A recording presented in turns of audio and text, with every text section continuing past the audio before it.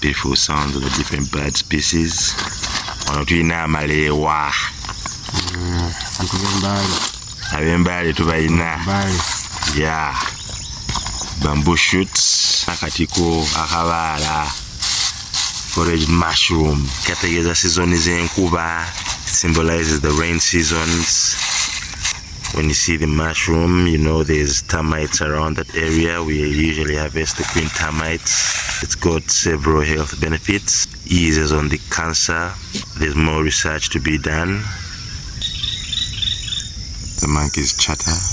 The crested crane chilling out.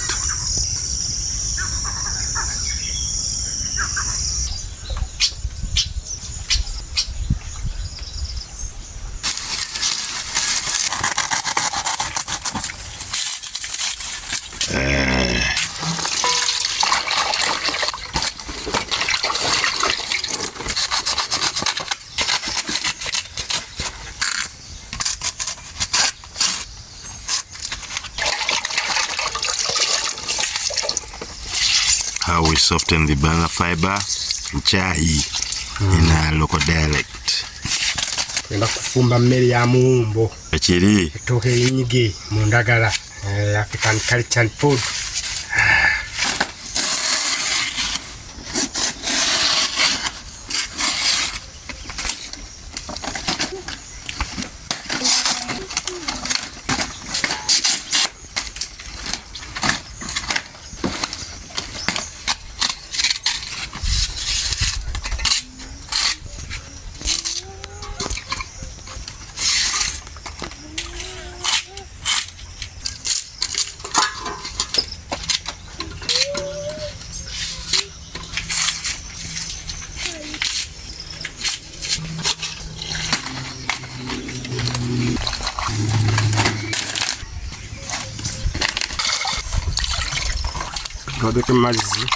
We use that water to prevent the sap from sticking on us. That's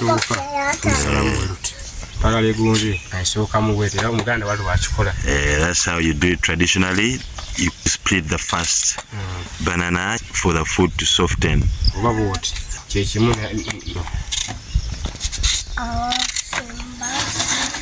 How we peel the green bananas. Amatooke kapchiko podula mu engoma ate ause nyumba. Hey, wow! N'ebinyonyi bikkiriza. The ibis love the track. Symbolize working together as a community, always moving in pairs. And much more, the good luck and ancient Egypt and traditional African society. Those are twins. Bagasusangalo. Tebagawata. You're supposed to peel with the hands. You peel it like a banana, the right bananas. Ndio tebali wata.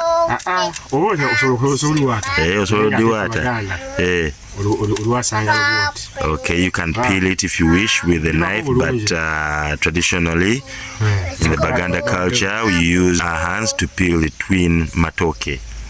Niceness. Achikuttemu.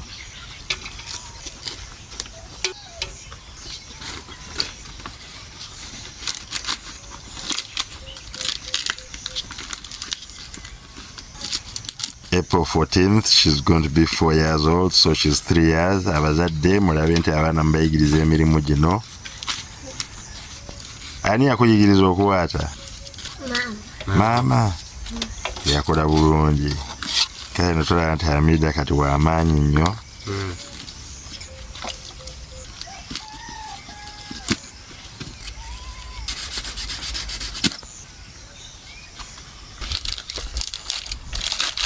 Kalabi.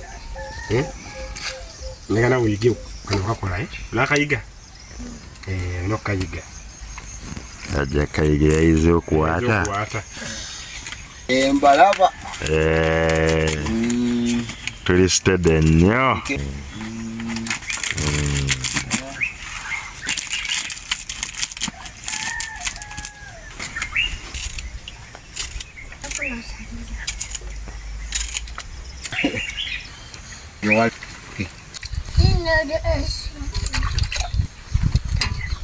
Omwana ategeeza esepiti agyozezzaako.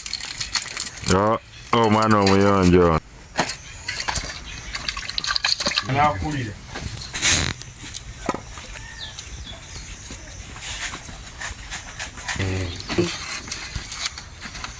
Kyekyo.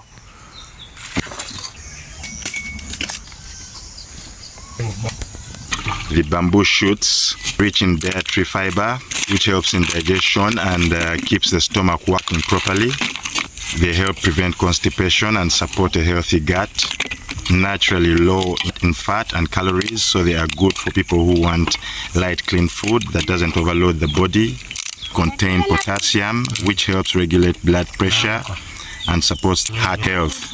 They also support gut bacteria, helping the body absorb nutrients better from other foods, provide minerals that support muscle function and overall body balance. Valued for generations, not just as food, but as medicine through diet. It's a natural source of plant protein. It's got cancerous properties, but research is still going on. It contains important minerals like iron, potassium, zinc. They strengthen the immune system, making the body more resistant to infections and illness. Good for energy because they support metabolism without adding heavy fats or sugars. They support brain health and nerve function when eaten regularly as part of natural diets. Foraged mushrooms connect us to the land. They are seasonal, natural, and part of ancestral knowledge passed down through observation and respect for nature. This is not just cooking, this is nourishment, tradition, and knowledge passed through food. I've read you the benefits of the bamboo shoots and the mushroom. So symbolizes the wet seasons, planting seasons. We also know the termites are around. The queen termite, we harvest them as well from the mounds that the mushrooms grow on. Soak these in the water to soften them. We've gone more than 30 minutes.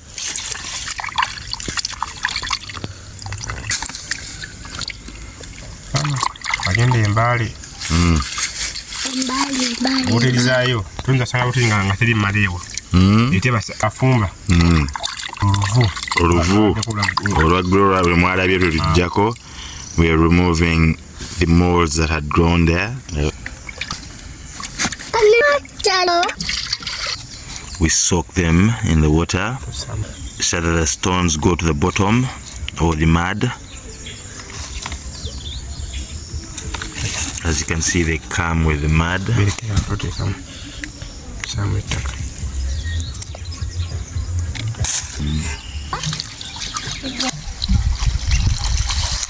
Peanut paste.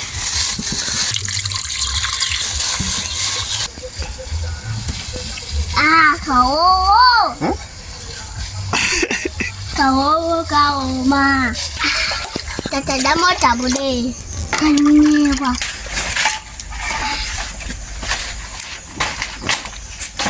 Hey, kangen dah. Ajen benda. Ajen bineba. Hey.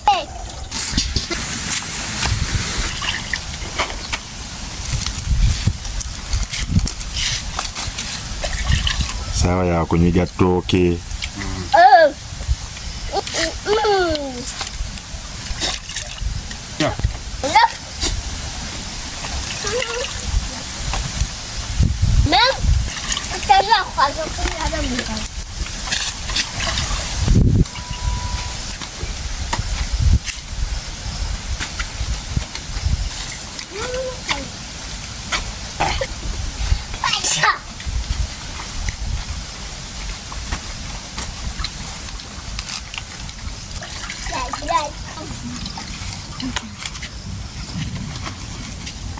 Irungi.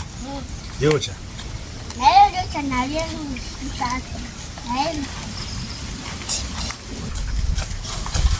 Yes, that's how we prevent the food from getting burnt. The reason we put the fiber in there. Emizingonyo. Yamba buli kimu.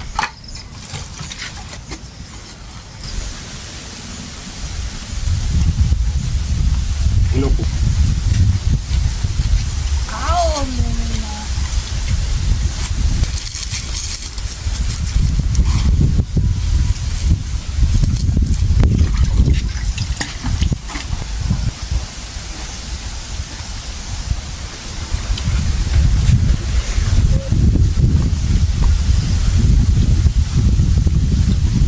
You see it is thick.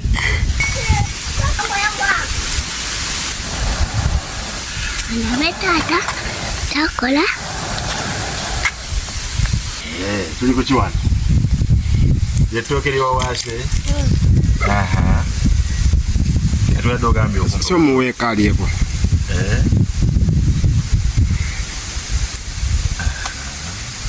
Lino liwawaase. Ogambye liwooma. Gambye.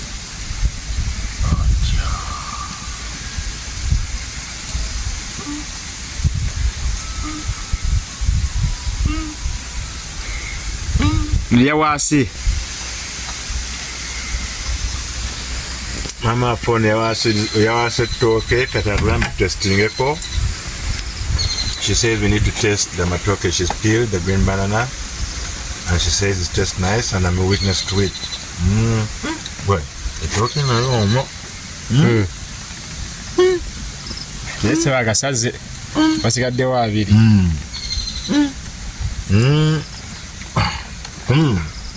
Ettooke liwoomye. Tik! Gano ge Amaleewa gaffe. Bamboo shoots. Wooma. Genda kuwooma nnyo. Munno.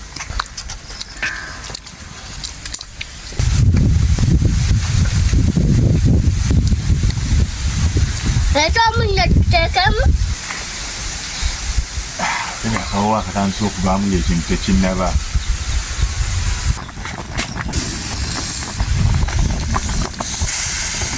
You see some bit of the mud stays on the mushroom, but it all adds on the flavor enhancement.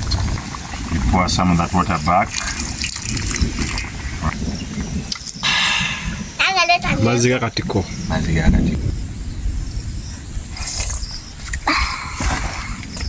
Tomatoes, onions, and spring onions.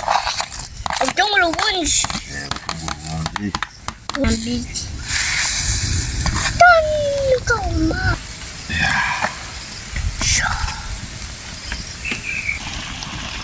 Salt to taste.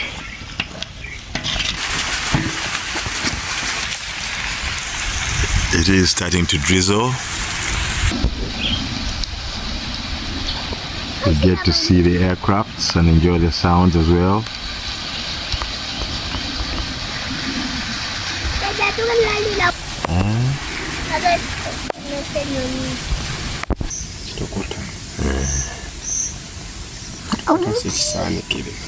Sieta kabutto.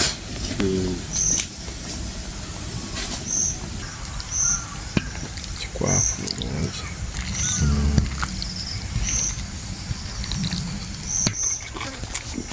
Tunune. Kiuno tumatune. Yeah. Kota nayo. Yeah. Kinuni.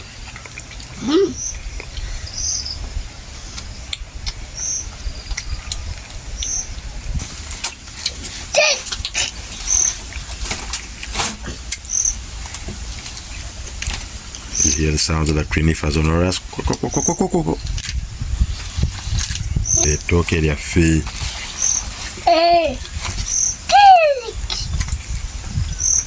Banana Amatooke.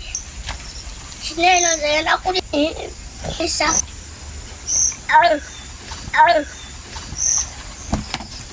Drown. Sinda watata changu. So good. Good. Good.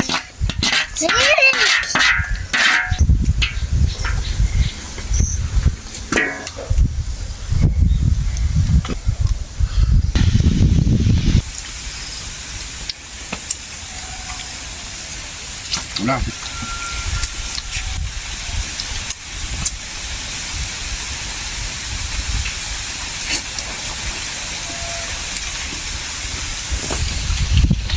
Kamyanga ekyenyanja. Kyenyanja. Kyenyanja kyenyini. Kyenyanja. Simaka woka katiko. Atungo buzawe. The bamboo shoot has got the aroma of fish.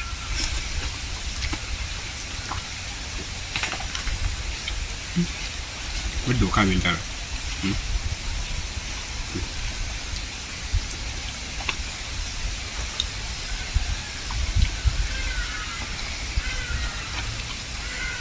Sounds of the ibis. Katiko.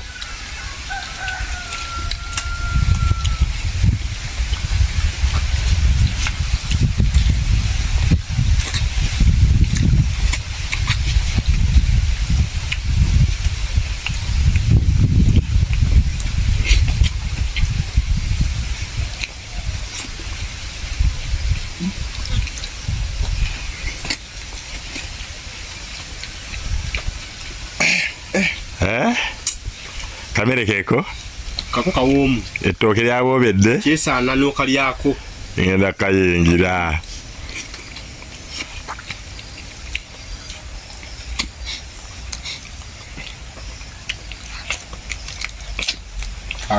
kagonze fiiti kalaba nkalabira eno kayirika buyulisi abembaali oba tubayisa tutya kati bajja kukitegeera tubayingidde system kadodi style wali wonna olina nemmere kuwoomera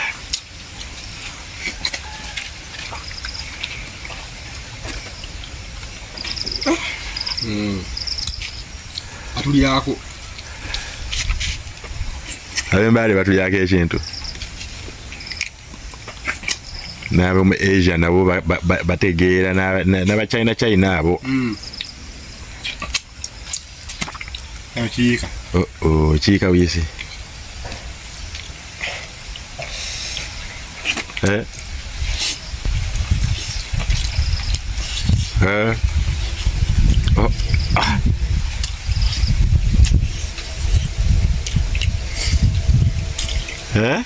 If you want, you can cut it into thinner slices. Abagala muyinza okisalaasala mu bufi obutonotono. Ffe tubaire twagala miwuula.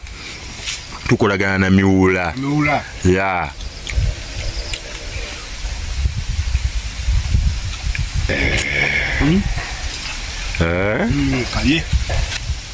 Tastes like fish and peanut. All earthy, packed with nutrients. Yeah. Healthy food. How we live on the homestead. Checho!